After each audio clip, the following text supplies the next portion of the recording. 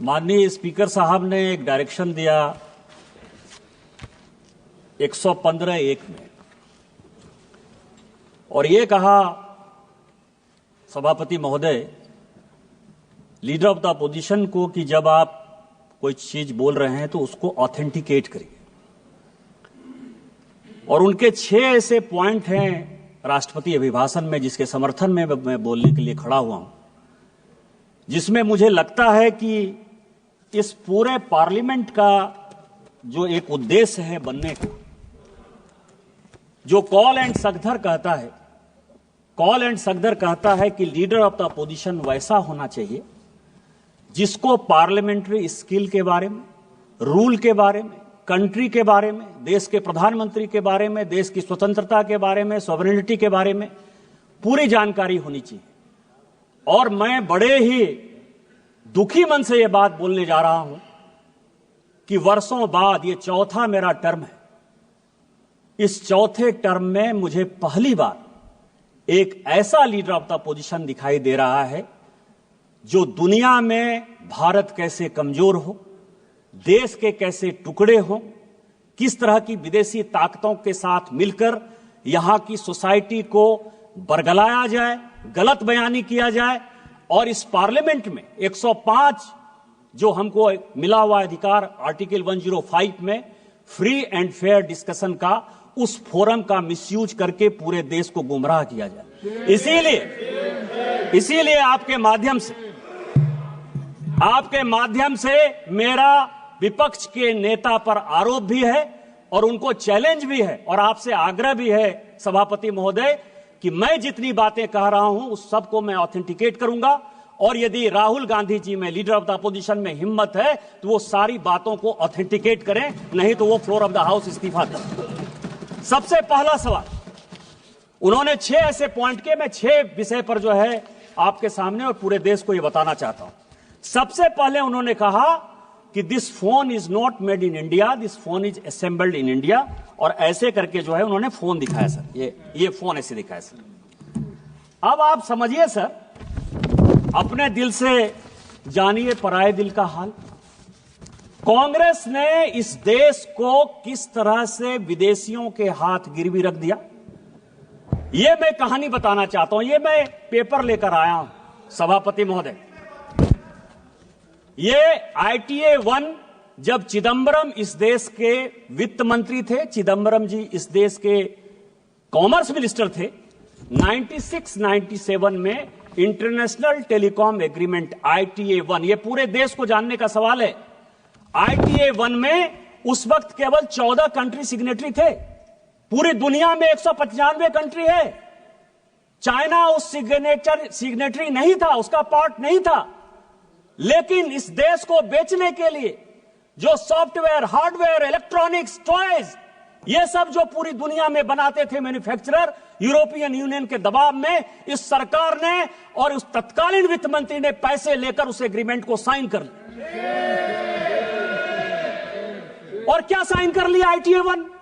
कहा कि कोई भी कंपोनेंट आप लेकर आ जाओ, कोई भी कंपोनेंट हार्डवेयर का, इलेक्ट्रॉनिक का, टॉय का, कोई भी लेकर आ जाओ, 0% ड्यूटी लगेगी, 0% ड्यूटी। और जब आप वो एग्रीमेंट साइन कर लिए, धीरे धीरे करके सभी चीजों पर 0% ड्यूटी हो गई। टॉय पर हम नंबर 1 हुआ करते थे, खिलौने सभी चाइनीज आ गए। जो ये मोबाइल है, ये मोबाइल चाइनीज आ गया, इसके जो इक्विपमेंट है वो चाइनीज आ गए। आपने जब देश को बेच दिया, संजोग से ये पीयूष गोयल जी आ गए, कॉमर्स मिनिस्टर हैं, तो रोपा पेड़ बबूल का आम कहां से हो? आपने देश को बेच दिया, गिरवी रख दिया। 2014 के बाद जब इस देश में माननीय प्रधानमंत्री बने, उन्होंने कहा मेक इन इंडिया को आगे करेंगे, हमारे देश में मैन्युफैक्चरिंग सेक्टर आगे जाएगा।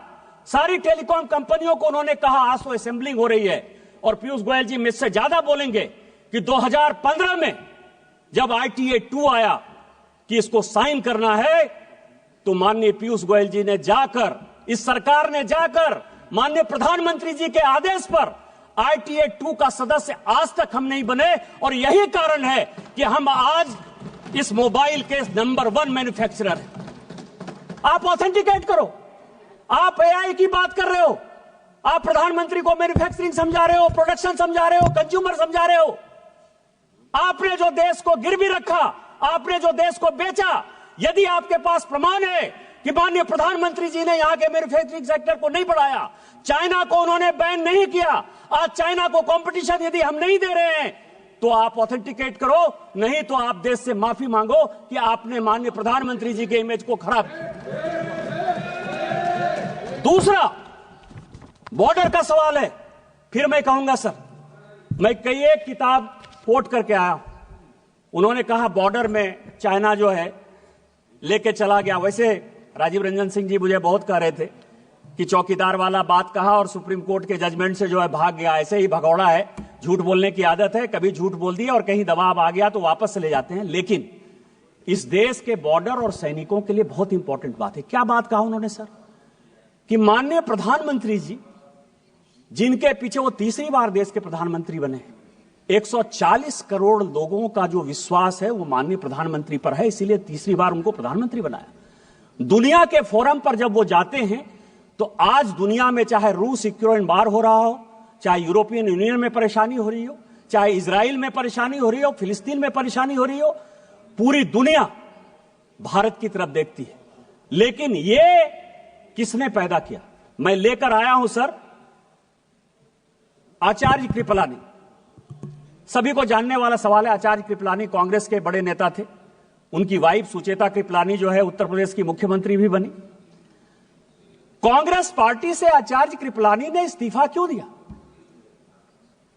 यह देश को जानने वाला सवाल है। जब पंचशील के समझौते पर, हिंदी चीनी भाई भाई के नाम पर, जब नेहरू ने पंचशील एग्रीमेंट साइन करने का विचार किया तो आचार्य कृपलानी ने कांग्रेस में उनका विरोध किया। उन्होंने कहा आप देश को बेच रहे हो, आप तिब्बत को उसके साथ जाने के लिए मजबूर कर रहे हो, आप हमारे ऊपर एक दुश्मन को पैदा कर रहे हो और यह चलने वाला नहीं है और एक दिन चाइना हमारे ऊपर अटैक करेगा। इस गांधी परिवार ने नेहरू जी के नेतृत्व में आचार्य कृपलानी को ही कांग्रेस से बाहर कर दिया। इतनी ही बात नहीं, जब इन्होंने यह बात कही कि प्रधानमंत्री जी कुछ बोलते हैं और जो आर्मी के चीफ हैं या सेना के जो जवान हैं वो अलग बात बोलते हैं, मैं कोट कर रहा हूं सर, उस वक्त के जो एयर मार्शल थे, फील्ड मार्शल थे रॉबर्ट्स, उसने कहा पंचशील के इस सिद्धांत के बाद चाइना हमारे ऊपर अटैक करेगा और हमारी आर्मी इतनी मजबूत नहीं है कि हम उसका मुकाबला कर पाए। जब यह स्टेटमेंट बाहर आया, इसी फ्लोर पर नेहरू जी ने कहा कि आर्मी के जो लोग हैं वो गलत बयानी कर रहे हैं, मुझे अपने देश पर भरोसा है और मेरे पास इतनी सेना की ताकत है कि हम किसी भी देश का मुकाबला कर सकते हैं, चाइना क्या बात है। यह मैं उनका स्टेटमेंट 1960 का इसी फ्लोर ऑफ द हाउस पर जो है उन्होंने दिया है, उसको मैं कोट कर रहा हूं।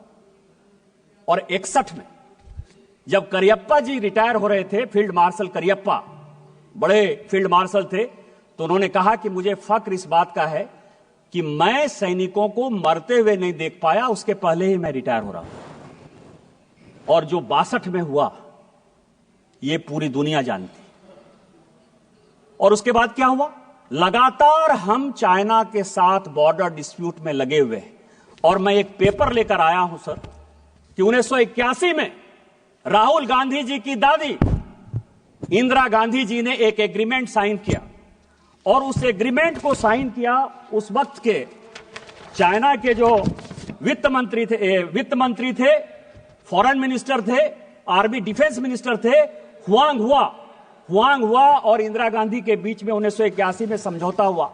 1981 से लेकर 1987 तक जब इनके पिताजी भी बन गए इस देश के प्रधानमंत्री, 8 बार चाइना के साथ बायलैटरल हमने जमीन के लिए, बॉर्डर के लिए लगातार मीटिंग की, जो फेल हुआ। यदि चाइना ने नेहरू जी के समय जमीन नहीं लिया था तो इंदिरा गांधी ने वो कमेटी क्यों बनाई? राजीव गांधी ने वो कमेटी क्यों बनाई? 8 बार आपने उसकी 81 से लेकर 87 तक मीटिंग क्यों की? आप चाइना को पूरा का पूरा अक्साई चीन से लेकर पाकिस्तान जो आपने बनाया उस पर नहीं जाता। आपने सेना को घुसने दिया, आप लद्दाख तक पहुंच गए, आप अरुणाचल तक पहुंच गए, आपने तिब्बत को देकर हमारे माथे पर चाइना को बैठा दिया। आज माननीय प्रधानमंत्री जी के कारण एक बॉर्डर का डिस्प्यूट रिजॉल्व होता हुआ नजर आ रहा है। माननीय जयशंकर जी ने यही बयान दिया कि वो हमारे साथ बायलैटरल टॉक में है और जहां जो लाइन ऑफ एक्चुअल कंट्रोल था वहां पर दोनों सेना चली गई है।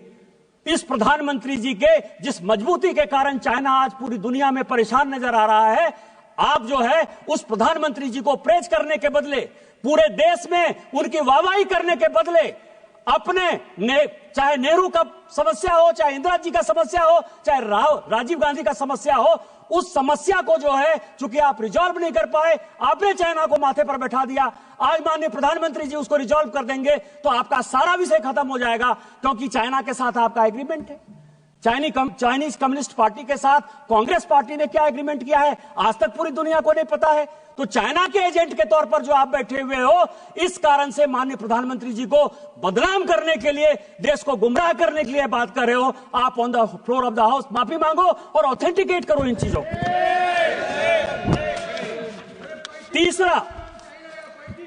तीसरा बात उन्होंने कहा सर जयशंकर जी के बारे में, अमेरिका के बारे में, कि हम जो है, जयशंकर जी लगातार जाते रहे कि माननीय प्रधानमंत्री जी कैसे जो है ट्रंप से मिलेंगे। आर्टिफिशियल इंटेलिजेंस की बात करते हो, कंप्यूटर की बात के 100वां साल जो है हम लोग अटल जी का बना रहे हैं। आपने अटल जी को भी कोट किया, मैं उनका बयान लेकर आ रहा हूं। उन्होंने क्या कहा सर? उन्होंने यह कहा कि कंप्यूटर का कोई बहुत बड़ा प्रभाव हमारे समाज में नहीं पड़ेगा। यही छोटा सा स्टेटमेंट है, यही उन्होंने भी कहा। फैक्ट है, कंप्यूटर का क्या इंपैक्ट पड़ा हमारे समाज में। आज अमेरिका में भी सॉफ्टवेयर में भारत के लोग ही तो मजबूत है ना, हमारा ही स्किल पावर जो है पूरी दुनिया में आगे है ना। यही बात तो कहा उन्होंने कि इससे रोजगार नहीं जाएगा, इससे रोजगार बढ़ेगा। आप उस मृतात्मा देश के ऐसे प्रधानमंत्री जिनके बारे में आज भी पूरी दुनिया गर्व करती है और हम गर्व करते हैं कि भारतीय जनता पार्टी के वो प्रधानमंत्री थे, आप उनको भी नहीं छोड़ते हो। आज आर्टिफिशियल इंटेलिजेंस की आप बात करते हो। माननीय प्रधानमंत्री जी जब फरवरी में जा रहे हैं, कंप्यूटर हमारे यहां सभापति महोदय 1987-88 में आया, अमेरिका में कंप्यूटर 1960 के दशक में आया, यूके में कंप्यूटर 1960 के दशक में आया। 30 साल बाद तो आप कंप्यूटर ला पाए। कोरोना के वैक्सीन में भी माननीय प्रधानमंत्री जी ने दुनिया को दिखाया कि हम दुनिया के साथ कंधे से कंधा मिलाकर वैक्सीन बना सकते हैं, और हमने बनाया। और आज आर्टिफिशियल इंटेलिजेंस पर भी माननीय प्रधानमंत्री जी ने पूरी दुनिया को दिखाया कि जितना आप आगे होने की बात करते हो उससे ज्यादा हम हैं। और अभी माननीय प्रधानमंत्री जी के कहने पर अश्विनी वैष्णव जी का आया है कि जो चाइना का डीप सेक है उसको हम 6 महीने के अंदर समाप्त कर देंगे और हम उससे बढ़िया आर्टिफिशियल इंटेलिजेंस बनाएंगे। डाटा हमारे पास है, मैन्युफैक्चरिंग हमारे पास है, बुद्धि हमारे पास है।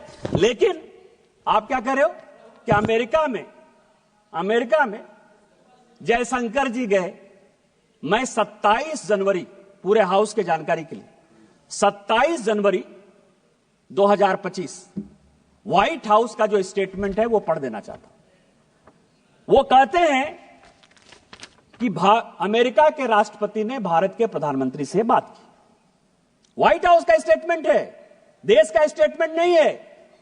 और वो ये कहते हैं कि हम भारत के प्रधानमंत्री के साथ अच्छे रिलेशन रखना चाहते हैं। हमने उनको इनवाइट किया। यदि जयशंकर जी ने यह काम किया होता तो क्या व्हाइट हाउस पर भी भारत सरकार का इतना अधिकार है कि जो चाहे स्टेटमेंट दे दे? और यदि यह अधिकार जयशंकर जी और माननीय प्रधानमंत्री जी के कारण व्हाइट हाउस में भी है तो इस देश को गर्व करना चाहिए कि हमने व्हाइट हाउस को भी कंट्रोल कर लिया। लेकिन फिर मैं कहूंगा समस्या कहां है? समस्या यह है सर कि अमेरिका में इनके पूरे परिवार के साथ रिलेशन खराब रहा।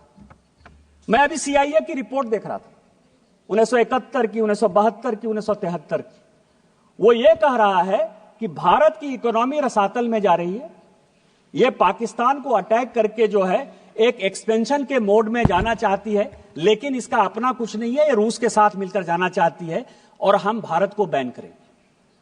और ये जो 71-72 का CIA का रिपोर्ट है, इसके कारण मैं आपको बताऊं कि इसी इंदिरा जी को 1982 में रोनाल्ड रीगन से जाकर माफी मांगनी पड़ी।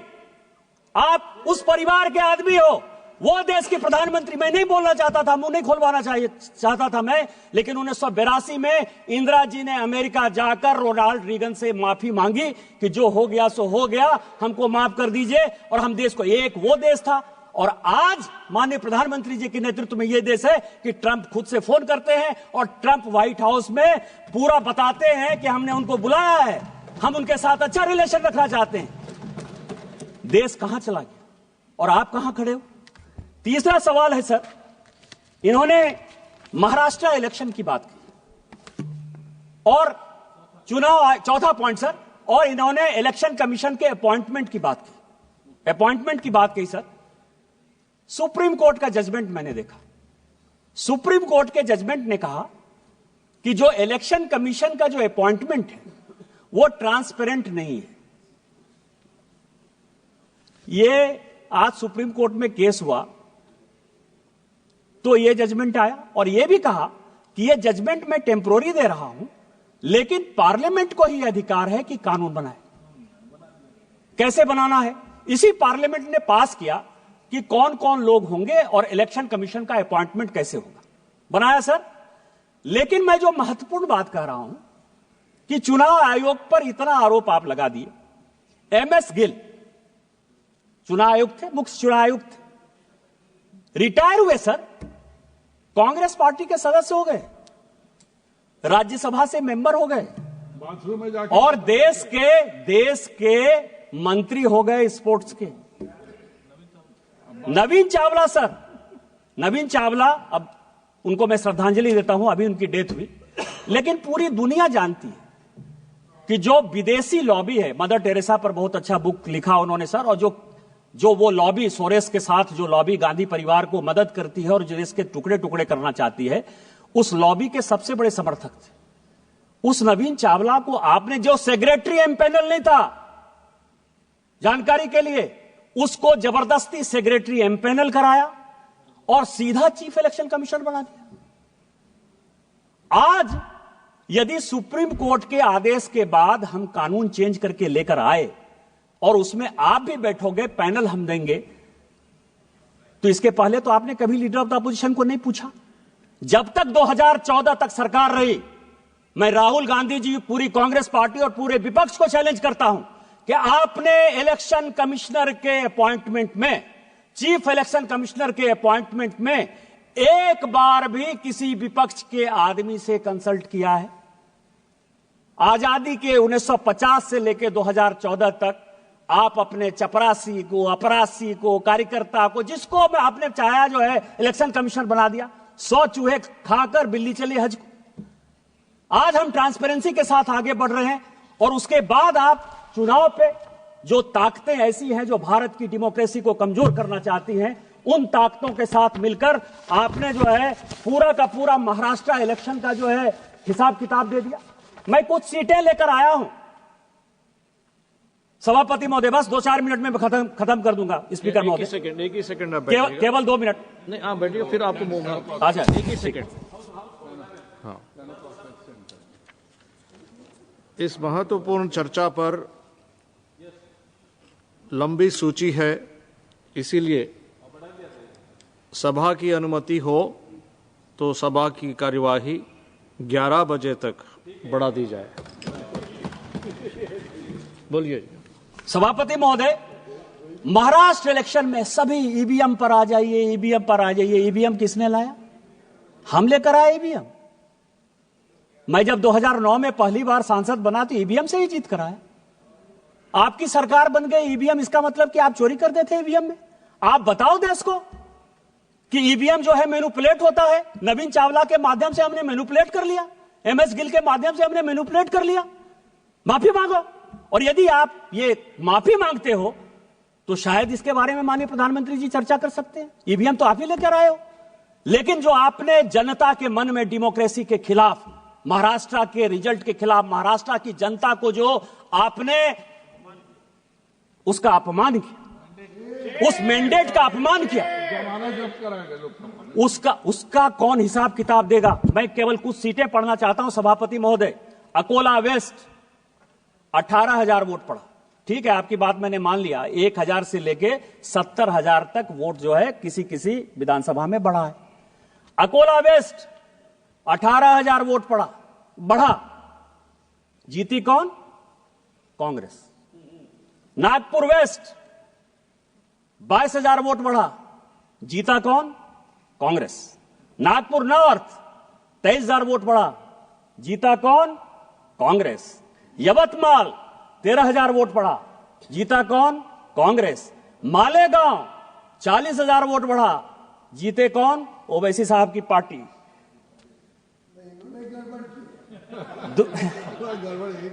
धानुआ 17,000 वोट बढ़ा, सीपीएम।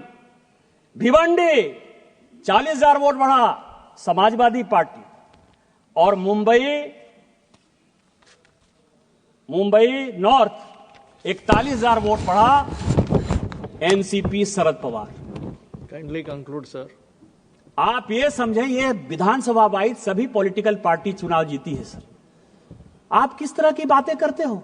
हम लोकसभा में वहां कम सीटें लाए तो उछलने लगे कि जनता आपके खिलाफ है। और आज जो है, हम जब जीत गए तो आप जो है जनता को गुमराह कर रहे हो, इस डेमोक्रेसी के खिलाफ, इलेक्शन कमीशन के खिलाफ। और जो टुकड़े टुकड़े गैंग के आप सरदार हो, उस टुकड़े टुकड़े गैंग में इस देश को टुकड़े टुकड़े करने की जो साजिश है वो आप कर रहे हो। आप ऑथेंटिकेट करो कि आपने जो है गलती की और आप जो है गलत बात बोल रहे हो। इसके बाद सर लास्ट पॉइंट, मैं लास्ट पॉइंट एक और बस अंतिम पॉइंट सर, कि जातिगत जनगणना हो, ओबीसी को अधिकार मिले, एससी को अधिकार मिले, एसटी को अधिकार मिले, इससे कोई भी आदमी परहेज नहीं करता है। उस तेलंगाना का ही जो जनगणना आया है हाउस के लिए, 54% पर जो माननीय प्रधानमंत्री जी ने यहां कहा, और यह देश को जानने वाला सवाल है, खासकर पिछड़ों को और अति पिछड़ों को जानने का सवाल है। इस देश में 27% रिजर्वेशन इसलिए मिला है कि ओबीसी का पॉपुलेशन 54%। आज जो तेलंगाना की रिपोर्ट आई, जो आपका भी राज्य बगल का पड़ोसी राज्य है सर, वो कह रहा है कि 46% ओबीसी। क्या होगा? और उसमें क्या कर रहे हैं? वो मुसलमानों को जोड़ दे रहे हैं। ओबीसी में वो मुसलमानों को जोड़ रहे हैं। माननीय प्रधानमंत्री जी ने कहा है कि जब तक मैं इस देश का प्रधानमंत्री हूं और भारतीय जनता पार्टी का एक भी कार्यकर्ता है, वो ओबीसी के आरक्षण को बैकडोर से कभी भी मुसलमानों के पास नहीं जाने देगा। ये जो वोट बैंक की राजनीति है, इस वोट बैंक की राजनीति यही करने के लिए प्रेरित कर रही है। पिछड़ा, जिस पिछड़े की बात कर रहे हो, उस पिछड़े का सबसे बड़ा नेतृत्वकर्ता माननीय प्रधानमंत्री खुद सामने बैठे थे। ये आपको दिखाई नहीं दिया कि ओबीसी इस देश का प्रधानमंत्री है? अरे उस आदमी को तो मनमोहन सिंह जी की अभी डेथ हुई है ललन जी, उनको वो भी नहीं दिखाया कि माइनॉरिटी के आधार पर 10 साल मनमोहन सिंह जी एक माइनॉरिटी इस देश के प्रधानमंत्री थे। द्रौपदी मुर्मू शेड्यूल्ड ट्राइब महिला इस देश की राष्ट्रपति है। रामनाथ